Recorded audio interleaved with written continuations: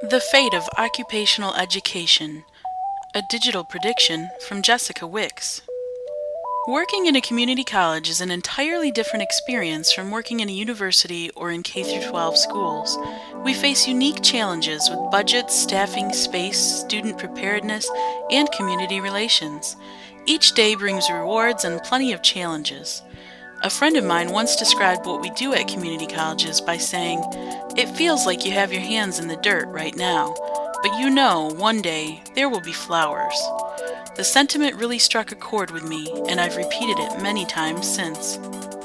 Community colleges are experiencing a great influx of students, particularly with the economic challenges of late in the state of Michigan. In fact, in the last 10 years, Mid-Michigan Community College has doubled its student population. The initial campus was constructed in Harrison, Michigan in 1968, with a second campus established in Mount Pleasant in 1993. A second Mount Pleasant location was added in 2008, and we broke ground for a third Mount Pleasant facility this June 2010. When times are good, people send their children to college. When times are not so good, people return to college. Unfortunately, finances limit our space, staffing, and resources.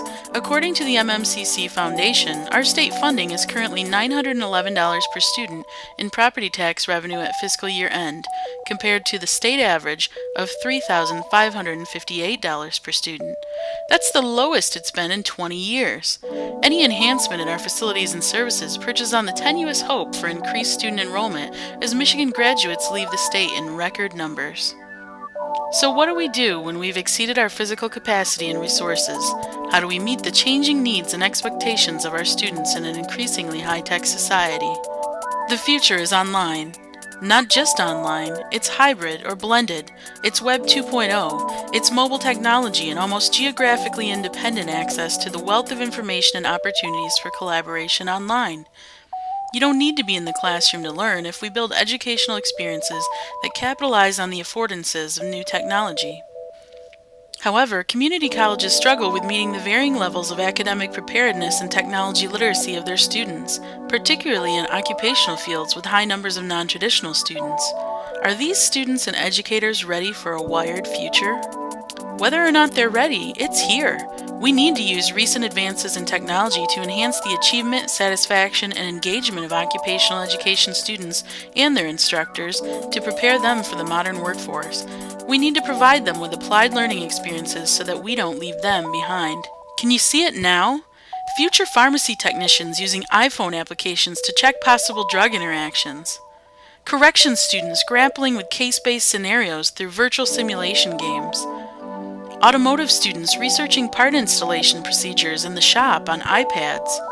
Early childhood education students using collaborative frameworks like WIMBA to check in with instructors and peers, discussing the challenges of co-op experiences and brainstorming interventions. Health science students making virtual rounds with nurses in teaching hospitals through the live camera feed from the nurse's point of view.